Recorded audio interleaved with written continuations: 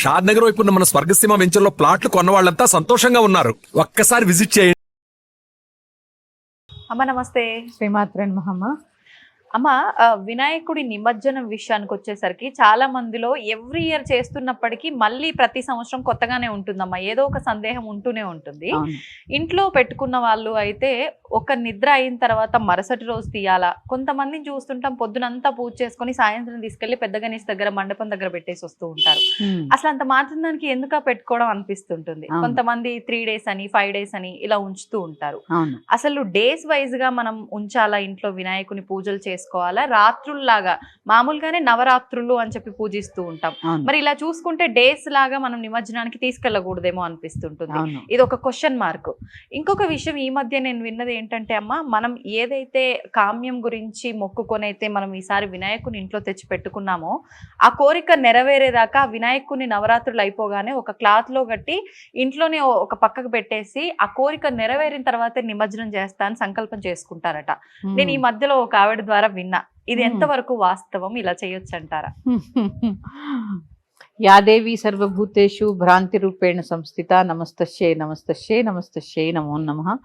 శ్రీ గురుభ్యో నమః.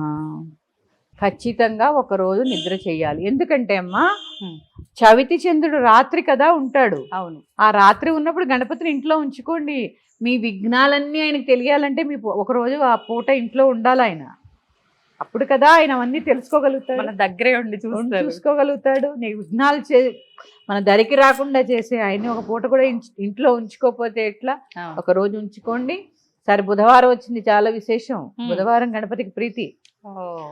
చక్కగా బుధవారం నాడు ఉంచుకుని గురువారం నిమజ్జనం అయితే నిమజ్జనం, లేదా మండపాల్లో పెడతారు కదా పెద్ద పెద్ద మండపాల్లో, అలా పెట్టుకోండి. కానీ ఒక రోజు అయితే ఉంచుకోండి. తర్వాత మీ ఇష్టం, 3 రోజులా 5 రోజులా 9 రోజులా మీ శక్తి కొలది. ఎందుకంటే చెప్పాను కదమ్మా, ఆయన ఉన్నన్ని రోజులు శ్రద్ధాభక్తులుగా కనీసం 3 పూట్ల కాకపోయినా 2 పూట్ల అర్చన చేయాలి, మహానివేదన చేయాలి, షోడశోపచారం చేయాలి, సాయంత్రం పంచోపచారాలు చేయాలి, పగలు మహానైవేద్యం పెట్టాలి, రాత్రి ఓ పండో ఫలమో స్వీటో ఏదో ఒకటి నివేదన చేయాలి. అక్కడ ఆయన ఉన్నాడు అని స్పృహ వహించి ఇంట్లో కొట్లాటలు లేకుండా ఉండాలి. అమ్మ, భగవంతుడిని ఇంట్లో పెట్టుకోవడం అంటే ఏదో ఆ ఒక్కరోజు మన భక్తి చాటుకోవడం కాదు. ఆయన అక్కడ ఉన్నాడు అని మనం గ్రహించి వాదులాటలు కొట్లాటలు ఇవన్నీ ఆయన ముందు చేసుకోకుండా అలా ఉండగలము మేము అనుకుంటే పరీక్షగా 9 రోజులు ఉంచుకోండి, మనమే మారుతాం కదా. అట్లా కాకుండా మీ వీలుని బట్టి 3 రోజులా 5 రోజులా 1 రోజు అనేది మీరు నిశ్చయించుకోండి. ఒక రాత్రి మాత్రం ఖచ్చితంగా ఉండాలి. ఒక రాత్రి అంటే నిద్ర అయిపోయిన తర్వాత రోజుల్లా తీసినా పర్లేదు, రాత్రుల సంఖ్య చూసుకొని తీసినా పర్లేదు. ఒక రోజు అయిపోతుంది కదమ్మా. 2వ రోజు ఉదయం ఏం చేస్తారు? మహానివేదన పునః పూజ చేసి మహానివేదన చేసి ఉద్వాసం చెప్పేస్తారు. ఓకే, చాలు. 3 నిద్రలు చేశారు, 4వ రోజు చెప్తారు. 5 నిద్రలు చేశారు, 6వ రోజు చేస్తారు. 9 అయ్యాక 10వ రోజు చేస్తారు. Okay okay. ఇట్లా బేస్ సంఖ్యలో అలవాటు కదమ్మా. అవును. 1 3 5 ఇట్లా అట్లా చూసుకుంటే నిమజ్జనం ఎప్పుడు సరి సంఖ్యలోనే వస్తుంది. ఇప్పుడు కొంతమంది వినాయకుడిని పెట్టినప్పుడు ఇంట్లో కూడా కలశం పెట్టుకుంటారు, కొంతమంది కలశం పెట్టుకోరు. ఇలా నిమజ్జనం చేయాల్సి వచ్చినప్పుడు ఈ కలశము కానివ్వండి లేకపోతే కదుపుతూ ఉంటారు వినాయకుడిని కూడా. ఎప్పుడు కదపాల్సి ఉంటుందమ్మా నిమజ్జనానికి ముందర? అంతేనమ్మా, పునఃపూజ చేసి ఉద్వాసం చెప్పగానే కలశం కూడా అప్పుడే ఉద్వాసం చెప్పచ్చు. ఆ కలశంలో నీళ్ళు చక్కగా వెంటనే మొక్కల్లో పోసేయకుండా ఇల్లంతా ప్రోక్షణ చేసుకోండి. ఆ నీళ్ళల్లోకి వరుణదేవుడు ఆవాహన అయి ఉంటాడు కదా. ముందు గణపతి ఆవాహన అయి ఉంటాడు. చెంబులో ఎప్పుడు ఆవాహన గారు, కేవలము చెంబులో ఎవరుంటారు అంటే వరుణదేవుడు ఉంటాడు. నదీ జలాలు ఉంటాయి. ఇల్లంతా ప్రోక్షణ చేసుకోండి. కొద్దిగా తీర్థం కింద పుచ్చుకున్నా బెంగలేదు. అలా కలశాన్ని కూడా ఆ రోజు ఉద్వాసం చెప్పచ్చు. కలశం కూడా ఆనవాయితీ ఉన్న వాళ్ళు పెట్టుకోండి, అక్కర్లేని వాళ్ళు అవసరం లేదు. అంటే ప్రతి సంవత్సరం వాళ్ళ కుటుంబం అంతా ఎలా పెట్టుకునే అలవాటు ఉంటే పెట్టుకోండి, లేదా అవసరం లేదు. అమ్మ, మరి ఈసారి మనకు 27న వినాయక చవితి ప్రారంభం అయితే 7వ తారీఖున మనకు చంద్రగ్రహణం వచ్చింది అని చెప్పి అంటున్నారు. అవును. కాబట్టి కొంతమంది 11 రోజులు 13 రోజులు 21 రోజులు వరకు పూజలు చేసే వాళ్ళు కూడా ఉంటారు. మరి మామూలుగా ఆలయాల్లోనే అంతా శుద్ధి చేస్తారు గ్రహణం వచ్చి వెళ్ళిపోయిన తర్వాత. మరి అలాంటప్పుడు మండపాల్లో వినాయకుడిని ఉంచి తర్వాత కూడా ఆరాధనలు చేయటం అనేది కరెక్టేనా? ముందరే నిమజ్జనం చేస్తే బాగుంటుందా? ముందే చెయ్యాలి. ఎందుకంటే గ్రహణ సమయంలో వినాయకుడిని ఉంచడానికి లేదు. గ్రహణం ముందే ఖచ్చితంగా నిమజ్జనం చేయాలి. గ్రహణం అయిపోయిన తర్వాత మరుసటి రోజు గ్రహణ శూల. అందుకని ఇవన్నీ కుదరని పని కాబట్టి ముందే నిమజ్జనం చేసేయడానికి ప్రయత్నం చేయండి. ఓకే, అంటే 9 రోజులకి నిమజ్జనం చేసేస్తే సరిపోతుంది. చేసేయండి. గ్రహణం రోజున ఎలా ఉంచుతారమ్మా? అవును. 9 రోజులు పూజలు అందుకున్న దేవుడు కాబట్టి ఆయన అట్లా నిమజ్జనం చేసేయండి. గ్రహణం ముందే చేయాలమ్మా. గ్రహణం ఓకే. అయిపోయేదాకా ఉంచకూడదు. మంచిది కూడా కాదు. ఓకే అమ్మ, ఇప్పుడు ఇందాక నేను ఒక క్వశ్చన్ అడిగాను. ఏదైనా కోరిక ప్రకారంగా మనం గనక ఇంట్లో గణపయ్యను పెట్టుకుంటే ఆరాధన చేసిన అనంతరం ఈ నవరాత్రులు అయిపోగానే ఆ కోరిక నెరవేరేంత వరకు కూడా కొంతమంది నిమజ్జనం చేయకుండా ఇంట్లోనే అలా పక్కన పెట్టేసి ఉంచుతారు అని చెప్పి, ఇది ఎంతవరకు నిజమంటారు? నేను ఒప్పుకోనమ్మా దీన్ని. ఎందుకంటే మీరు ఆ గణపతిని తెచ్చింది వినాయక చవితి చేసుకోవడానికి మాత్రమే. మీ కోరికలు ఉంటే చెప్పుకోండి. ఆయన్ని ఖచ్చితంగా మన శాస్త్రం ప్రకారము 1 నుంచి 9 రోజుల్లోపు మీ వీలుని బట్టి పూజ చేసుకుని ఖచ్చితంగా నిమజ్జనం చేయవలసిందే. మీకు నిజంగా కోరిక ఉంది, తీర్చాలి, కట్టుకోవాలి అంటే క్షిప్ర గణపతి పూజ ఉంది, సంకటహర చతుర్థి పూజ ఉంది. ఇన్ని గణపతి పూజలు ఉండగా వినాయక చవితి రోజు తెచ్చిన గణపతిని ఎందుకు ఉంచుకోవాలి? 9 రోజులకు మించి, ఎందుకంటే నవరాత్రులమ్మా, మనం పాటించాలా వద్దా ధర్మాన్ని? నవరాత్రుల వరకే ఉంచుకోవాలి, తర్వాత ఖచ్చితంగా నిమజ్జనం చేయాలి. పైగా అసలు పూజలు అందుకున్న గణపతిని ఒక వస్త్రంలో మూట కట్టేసి ఎలా పెడతారండి? చాలా తప్పది. ఆయనకి మనం అనుకుంటున్నాం ఆయన మరి కళ్ళు కాళ్ళు చేతులు ఎందుకు పెడతారమ్మా? అక్కడ ఉన్నాయనే కదా. ఉన్నాయని ఉన్నప్పుడు మీరు వస్త్రంలో మూట కట్టేసి ఎలా పెట్టేస్తారు? పూజలు చేసి ఆవాహన చేసి నివేదనలు చేసి ఇట్లాంటి విగ్రహాన్ని అది కట్టడం కూడా చాలా తప్పు. ముందు విగ్రహము 9 రోజుల వరకే మనకి అనుమతి. ఏది ఇప్పుడు తెచ్చుకున్నది భాద్రపద శుక్ల చవితి నాడు వ్రతానికి తెచ్చుకున్న గణపతి అంతవరకే మనకి అనుమతి. తర్వాత ఖచ్చితంగా నిమజ్జనం చేసి తీరవలసిందే. ఎప్పుడైనా గుర్తుపెట్టుకోండి, భక్తి ఉండాలి, మూఢభక్తి ఎప్పుడు ఉండకూడదు. పైగా ఏది ఎంతవరకు చేయాలో ఇదే చెప్తున్నానమ్మా, గృహస్థుకి ఎంత అవసరమో అంతే చేయాలి. ఏది పైగా ఇంకొకటమ్మా, ఎవరు ఇప్పుడు ఆచారాలు పాటిస్తున్నారు చెప్పండి? బహిష్టు దోషాలు, రజస్సుల దోషాలు, పైగా ఏమో ఇప్పుడు సూతకాలు వస్తే కూడా ఎవ్వరు కూర్చోవట్లేదమ్మా, మైల వస్తే కూడా కూర్చోవట్లేదు. ఇలాంటి పరిస్థితుల్లో ఆయన్ని అలా మూటగట్టి పెట్టడం అనేది ఎంతవరకు సమంజసం అనేది మీకు మీరుగా ఆలోచించుకోండి. ఒక విగ్రహాన్ని పెట్టాము, ఇక్కడ మేము విగ్రహం పెట్టామంటే 3 పూట్ల అర్చన నివేదన అన్ని చేస్తూ ఉంటాం. మీరు అలా చేస్తారా? లేదు. పూజ చేసి మట్టి విగ్రహాన్ని తెచ్చుకొని అలా ఉంచడం కరెక్ట్ కాదమ్మా. ఖచ్చితంగా నిమజ్జనం చేయాలి. అమ్మ, ఇప్పుడు మీరు అన్న తర్వాత నాకు ఒక డౌట్ వచ్చింది. ఇప్పుడు నిజంగా అంటే ఒక 5 రోజుల పాటు ఉంచుకోవాలి అని చెప్పి మనం అంతా కూడా చేసుకున్నాం, కానీ అనుకోకుండా ముందే మనకి ఇలాంటి ఆటంకం ఏదైనా ఎదురైనప్పుడు ఆడవారికి అప్పుడు ఏంటమ్మా పరిస్థితి? అంటే ఖచ్చితంగా మనం అనుకున్న 5 రోజుల వరకు ఉంచి ఇంట్లో మగవారు కానీ పిల్లలు కానీ పూజ చేయొచ్చా, లేదు అంటే వెంటనే ఆ రోజుని తీసేయడమే కరెక్ట్ అంటారా? మీరు ఏదైనా సంకల్పం చేసుకుని 5 రోజులు ఉంచుతాము అనుకుని మీకు ఏదన్నా అడ్డం వస్తే స్త్రీలు బయట కూర్చుని, మీకు అపార్ట్మెంట్ అయినా ఒక గది ఉంటుందిగా, ఆ గదిలో కూర్చోండి చక్కగా, ఏది ముట్టుకోకుండా. మగవారిని చేయమనండి. నేను అందరికీ చెప్తున్నానమ్మా, ఈ ఒక్కరోజే కాదు, రజస్వల సమయంలో కూర్చోండి. ఎందుకంటే ఆచారం అనేది సరే మీరు ఏంటి ఇంత మూఢంగా చెప్తున్నారు అనుకోవచ్చు, కూర్చుంటే మన ఆరోగ్యం బాగుంటుంది, వాతపరమైన దోషాలు రావు. ఇప్పుడు అందరికి మనం అన్ని నొప్పులు అంటున్నాం కదా, ఈ నొప్పులకి కారణమే అది. ఎందుకంటే ఎక్కువ నీళ్ళల్లో నానకూడదు, ఎక్కువ పని చేయకూడదు, ఇలా ఉన్నాయి.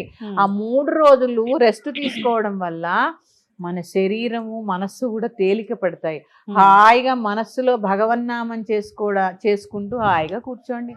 ఇంత పెడతారు, తినండి, హాయిగా రెస్ట్ తీసుకోండి. మనకి అవకాశం నెలకి 3 రోజులు కదమ్మా. ఎంత అట్లా తీసుకొచ్చి పెట్టే వాళ్ళు ఉండాలి, పెట్టాలమ్మా, కూర్చోవాలి. మగవాళ్ళు కూడా దీనికి సహకరించాలి. మీరు అలవాటు చేయండి. అందుకే వాళ్ళు చెయ్యరు కదా అని మీరు కూర్చోవడం మానేస్తే వాళ్ళు అసలే చేయరు. అందుకని ఇదేదో చాదస్తంగా చెప్తున్నది కాదమ్మా. మనం అనుకుంటున్నాం ఎప్పుడు చూడండి నొప్పులుగా ఉంటుంది, నిస్సత్తువుగా ఉంటుంది. ఇలాంటి వాళ్ళందరూ మీరు కొన్ని నెలల పాటు ఈ రజస్సుల నియమాలు పాటించండి, తర్వాత మీరు చూడండి. నేను ఎక్స్పీరియన్స్ తో చెప్తున్నానమ్మా. ఈ వాతపరమైన దోషాలు, వాతపరమైన నొప్పులు స్త్రీలకు ఉండవు. తల తడపకూడదు రజస్సుల నియమాల్లో. కొన్ని అంటే శరీరం పచ్చిగా ఉంటుందమ్మా, ముద్ద ముద్దగా ఉంటుంది శరీరం, ఎక్కడ ముట్టుకున్నా ఎంత బాధగా ఉంటుంది మనకి. ఇలాంటి సమయాల్లో అందరూ చక్కగా రెస్ట్ తీసుకోండి.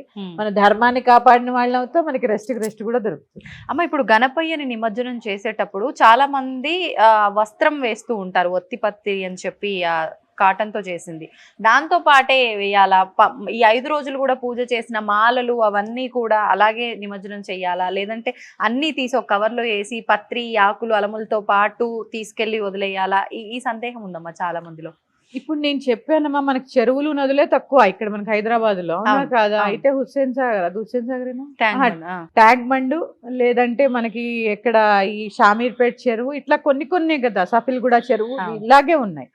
ఉన్నప్పుడు ఆల్రెడీ మనం మట్టితో చేసిన విగ్రహాలు కాకుండా ప్లాస్టర్ ఆఫ్ ప్యారిస్, అదొక పర్యావరణానికి ఇబ్బంది, కలుషితమేగా.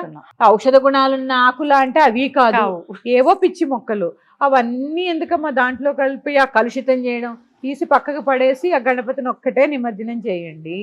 పైగా ఇంకా తెలుసా అమ్మా, ఒకటి కట్టి ఒక చెరువులాగా ఏర్పాటు చేసి అందులో నిమజ్జనం చేసేస్తున్నారు. వాళ్ళు కూడా ఏం చేస్తారో, మా నీళ్లు కలుషితం అయిపోతున్నాయి. అందుకని మనం పర్యావరణాన్ని పాటించాలి. ఎందుకంటే గణపతి ప్రకృతి సంబంధమైన దేవుడు. ఎందుకంటే చూడండి, మట్టి, ఆకులు, పువ్వులు, పళ్ళు, ఇలా చూసుకుంటే అన్ని ప్రకృతి నుంచి వచ్చేవి. ఆ ప్రకృతి మనకి ఏ సందేశం ఇస్తుంది? దాన్ని కాపాడమని సందేశం ఇస్తుంది. అందుకని, ఎందుకంటే చూడండి, సీతాకు కొన్ని రకాల పక్షులు వచ్చి వెళతాడు, ఈ వాన వస్తుందని ప్రకృతి సందేశం ఇస్తూ ఉంటుంది కదా. ఇలా ప్రకృతిని కాపాడేటటువంటి బాధ్యత మనకు ఉందా లేదా? ఉందమ్మా, ఎందుకంటే భక్తితో పాటు అవేర్నెస్ ఉండాలి. అవేర్నెస్ లేకపోతే ఎలాగా? భక్తి ఉండాలి, అవేర్నెస్ ఉండాలి, లేకపోతే మన సమాజాన్ని మనమే పాడు చేసుకునే వాళ్ళు అవుతాం. ఇవన్నీ తీసి పక్కకు పడేసి చక్కగా గణపతిని ఒక్కటినే నిమజ్జనం చేయండి. భక్తి ఉండాలి, మూఢభక్తి ఎప్పుడూ ఉండకూడదు. మూఢభక్తి చాలా ప్రమాదం. తీసేటప్పుడు ఈ హంగామా హడావిడితో పాటు మండపాల్లో ఉన్న వినాయకుల దగ్గర కూడా అసలు కొంతమంది పూజలు ఆరాధనలు చేయకుండానే ఏదో చందాలు తీసుకొచ్చామా పెట్టామా అని చెప్పి ఎవరి పాటికి వాళ్ళు వదిలేస్తూ ఉంటారు. కొంతమంది చక్కగా ఆరాధించే వాళ్ళు ఉంటారు, కానీ కొంతమంది అసలు పట్టించుకోకుండా ఉండే వాళ్ళు ఉంటారు. అసలు ఏ రకంగా చేయాలమ్మా మండపాల దగ్గర కూడా ఈ విధానం అంతా కూడా? తప్పకుండా చాలా మంచి ప్రశ్న అడిగామా విజిత. దీంట్లో కూడా మన ప్రజలందరిలో అవేర్నెస్ రావాలి. మనకి ఈ గణపతి మంటపాలు అనేవి మహారాష్ట్ర నుంచి బాల్ గంగాధర్ తిలక్ గారు మనకి పరిచయం చేశారు. ఎందుకు? హిందువుల యొక్క ఐకమత్యత కోసము, హిందువులందరూ కలిసి వాళ్ళ ఐకమత్యం చాటి చెప్పడం కోసము, వాళ్ళలో వాళ్ళు కలిసి ఉండడం కోసము, మన భగవత్ తత్వం ఏంటో అందరూ తెలుసుకునేలా చేయడం కోసం. ఎందుకంటే పూర్వం కొంత అంటరాంతనం ఉండేది. ఇవన్నీ రూపుమాపడం కోసము ఈ మండపాలు ఏర్పాటు చేశారు.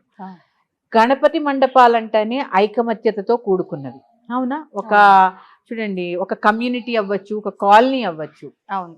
ఇప్పుడు ఒక కాలనీలో గణపతి పెట్టుకుంటే ఈ కాలనీ వాళ్ళందరూ కలిసి ఒక చోట ఎందుకు పెట్టుకోరు? గల్లీకి గణపతి ఏంటమ్మా? అవును. ఇక్కడికి ఐకమత్యత ఎక్కడుంది? లేదు. ఎక్కడుంది ఐకమత్యత? లేదు. ఐకమత్యత కోసం ఆయన చెప్పినప్పుడు, సరే మనకి భక్తి ఉంది, తెచ్చుకుంటున్నాము, మనం అందరము డొనేషన్స్ పోగు చేసుకుంటున్నాము, గణపతిని పెడుతున్నాము, సర్వీస్ చేస్తున్నాము, ఎందుకు యూనిటీగా ఉండలేకపోతున్నాము? అక్కడే కొట్లాడుకుంటారు. మా పూజ లేదని కొట్టుకుంటారు. అసలు భగవంతుడి దగ్గర కావాల్సింది ఏంటి? మా భగవంతుడి దగ్గర మూషిక ఉంటాడు. ఏంటి తెలుసా? ఆ కామక్రోధ లోభ మద మత్సరాలని 6 రకాలైనటువంటి శత్రువులు అన్నీ కూడా ఆయన కాలి కిందే ఉన్నాయి. ఎందుకంటే చూడండి, ఎలుక ఎప్పుడైనా కుదురుగా ఉంటుందా? అవి కొరికేస్తుంది, ఇవి కొరికేస్తుంది, అవి పట్టుకుపోతుంది, అవి ఎంగిల్ చేస్తుంది, ఇవి ఎంగిల్ చేస్తుంది. అసలు గజిబిజిగా ఉంటుంది. అలా పట్టుకొని వదిలేసినట్టుగా అక్కడక్కడ ఈ గజిబిజిగా కంగారుగా ఉంటుంది ఎలుక. చూసారా? ఎవరైనా చూస్తే భయంగా వెళ్ళిపోతుంది. ఇలాంటి అక్కర్లేని లక్షణాలన్నీ కూడా గణపతి తన కాలు కింద ఉంచుతాడు. అందుకే మూషిక వాహనం, లేకపోతే ఎలకుండేది ఇంత, ఆయన ఉండేదంతా. అవును. అందుకే ఆ విగ్రహారాధన యొక్క గొప్పతనం తెలుసుకుంటే మనకి జీవితంలో మన దగ్గర లేనిది ఏంటి అనిపిస్తూ ఉంటుంది. ఇలా తీసుకుంటే అక్కడ చూడండి, అక్కడే కొట్టుకుంటారు, అక్కడే తిట్టుకుంటారు, అక్కడే తాగుతుంటారు. ఏంటి ఇదంతా? లేకపోతే ఇంకా దరిద్రమైన విషయం, తిట్టుకున్నా నన్ను మారితే సంతోషం. అడ్డమైన సినిమా పాటలు పెడతారమ్మా. అవును. అడ్డమైన సినిమా పాటలు పెట్టడము, కమ్యూనిటీల్లో గణపతులను పెడితే సాయంత్రం మహానైవేద్యం అయిపోగానే ఆయన ముందు పాటలు పెట్టి అడ్డమైన డాన్సులు చేయడము. అవును. నీకు ఇష్టమైతే ఒక వైలిన్ కచేరీ పెట్టించు, లేకపోతే ఓ పెద్దవాళ్ళని ఎవరైనా పిలిచి ఒక ప్రవచనం ఏర్పాటు చేయి. ఎందుకంటే అప్పుడైనా కనీసం ఆ 9 రోజులైనా భగవతత్వం అంటే ఏంటో తెలుసుకుంటారు. ఆ లేకుండా అడ్డమైన డాన్సులు, అడ్డమైన ఆటలు, ఏంటిదంతా అసలు అంటే ఉత్సవమే, గణపతి ఉత్సవమే. ఉత్సవం ఎలాంటి ఉత్సవం? ఆధ్యాత్మిక ఉత్సవం. అంతేగాని ఏమన్నా అది మన ఇంట్లో పెళ్ళా లేకపోతే ఏమన్నా పుట్టినరోజు ఇంకా దౌర్భాగ్యంగా చేస్తున్నాం. ఇలాంటి అక్కర్లేని చేష్టలన్నీ మళ్ళీ గణపతి దగ్గర ఎందుకమ్మా? సినిమా పాట పెడతారు. ఇంకా అసలు తల్లిదండ్రులు ఒకసారి ఆలోచించండి. మీరు సినిమా పాట పెట్టి చిన్న పిల్లల చేత మీరు పనికిమాలిన నృత్యాలు చేయిస్తున్నారు. వాళ్ళ మెదడులో ఏం నాటాలని గణపతి నవరాత్రులు అంటే? రాను రాను ఈ విధానం అంతా మారి. అంతే కదా. ఇప్పుడు మేము ఉన్నామమ్మా, మా నెక్స్ట్ జనరేషన్ మీరు. మా పూర్వీకులు మాకు చెప్పినవి ఎంతో కొంత మేము పాటిస్తున్నాము. మేము కొంత పాటించినవి మీ జనరేషన్ పాటిస్తున్నారు. మీ జనరేషన్ నుంచి ఇప్పుడు పిల్లలు, మీరు ఏ సాంప్రదాయాన్ని మన పిల్లలతో ముందుకు తీసుకెళ్లాలనుకుంటున్నారు? ఒక శ్లోకం నేర్పరు, ఒక పూజ నేర్పరు, సరే ఏది వద్దు, ఒక గుడికి వెళ్ళడం నేర్పరు. ఇవన్నీ పోని కుదరకపోవచ్చు. ఇప్పుడు సరే కుదరలేదని అనుకుందాం. ఆ 9 రోజులు నవరాత్రులు చేస్తారు అపార్ట్మెంట్ కింద. ఎందుకు పిచ్చి గంతులేసి వాళ్ళని ఎగరని చాలా బాగా చేస్తావు, చాలా బాగా. ఏంటి ఆ పాటలు ఏంటి, ఆ అర్థాలు ఏంటి? అంటే గణపతి నవరాత్రులు అంటే సాయంత్రం అయ్యేసరికి నైవేద్యాలు వండుకొని కిందకి దిగాలి, పూజ అయిపోగానే మీటింగ్ పెట్టుకోవాలి, ఎంజాయ్ చేయాలి, పనికి మాలిన సినిమా పాటలు డీజేలు పెట్టుకుని ఎగరాలా? ఇదా ఆధ్యాత్మికత? ఇదా గణపతి నవరాత్రులు ఉన్నది? ఎందుక? అవేర్నెస్ తెచ్చుకోండి అమ్మా, అవేర్నెస్ తెచ్చుకోండి. స్త్రీకి చాలా బాధ్యత. నైవేద్యాలు ఎంత శ్రద్ధగా వండుతారమ్మా. నిజంగా గణపతి నవరాత్రుల్లో చక్కగా అందరికీ కావాలని ఒక తల్లి అన్నపూర్ణలాగా ప్రసాదం చేసుకుని కిందకి వెళుతుంది. అదే అన్నపూర్ణ ఎంత సరస్వతీదేవిలాగా. ఎందుకంటే విద్యలన్నిటికీ మూలం గణపతి. ఐశ్వర్యాన్ని ఇస్తాడు గణపతి. గణపతి యొక్క గొప్పతనం చెప్పని. గణపతికి తొండం ఎందుకుంది, చెవులు ఎందుకు పెద్దగా ఉన్నాయి, కళ్ళు ఎందుకు సూక్ష్మంగా ఉన్నాయి, ఇవన్నీ అంటే చూస్తున్నాం కాబట్టి చాలా బాధగా ఉంటుందమ్మా. ఎందుకంటే మన ధర్మాన్ని పాడు చేసే హక్కు పాటించకపోయినా నిన్ను ఎవడు అడగడు. అవును అవును. నీ జోలికి కూడా ఎవడు రాడు. ఎందుకంటే మన హిందూ ధర్మంలో పక్క వాళ్ళని బాధ పెట్టమని ఎక్కడా లేదు. కానీ నువ్వు పాటిస్తూ ఇలాంటి వెర్రిపోకడలు తీసుకురావడం ఎంతవరకు కరెక్ట్? ఈ మండపాల్లో ఇంకా ఎక్కువైపోతుందమ్మా. అవును. అన్నదానాలు పేరు చెప్పి నిజంగా అన్నార్తులైన వాడికి ఎప్పుడు భోజనం పెట్టట్లే. ఆ కాలనీలో ఉన్న 10 మందే తింటారు. ఇది ఎంతవంతకు కరెక్ట్? అవును. ఇది నిజంగా అన్నదానం అంటే అన్నార్తులైన వాళ్ళకి పెట్టిన దాన్నే అన్నదానం అంటారు. కావాలంటే భోజనాలు పెట్టుకుంటున్నాం మా కాలనీలో అని చెప్పు సరదాగా. అందుకని దానికి అన్నదానం అని పేరు పెట్టకండి. ఎందుకంటే ఇవాళ అన్నం దానం తీసుకునే పరిస్థితుల్లో ఎవడున్నాడు చెప్పండి? లేడు కదా. దాని పేరే అన్నదానం. అందుకని ఎరుక వహించండి, అవేర్నెస్ తెచ్చుకోండి, ప్రకృతిని పాడు చేయకండి. మండపాల్లో ఆఖరికి కమ్యూనిటీల్లో కింద పెట్టిన గణపతికి కూడా భక్తిగా పూజ చేసుకోండి. ఆ గణపతి దగ్గర కూర్చుని ఒక 10 నిమిషాలు ధ్యానం చేయండి, ఒక భజన చేయండి. మంచి ప్రవచనకారులు ఎవరైనా ఉంటే ఒక అరగంట. అదేమి చాలా మంది అనుకుంటున్నారు అబ్బా అని. ఎందుకు వినరమ్మా? అవును. మంచి విషయాలు అవసరం లేదా మనకి?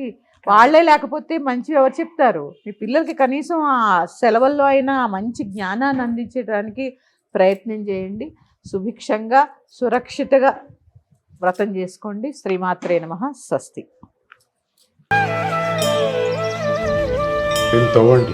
తవ్వుతున్న శివలింగం.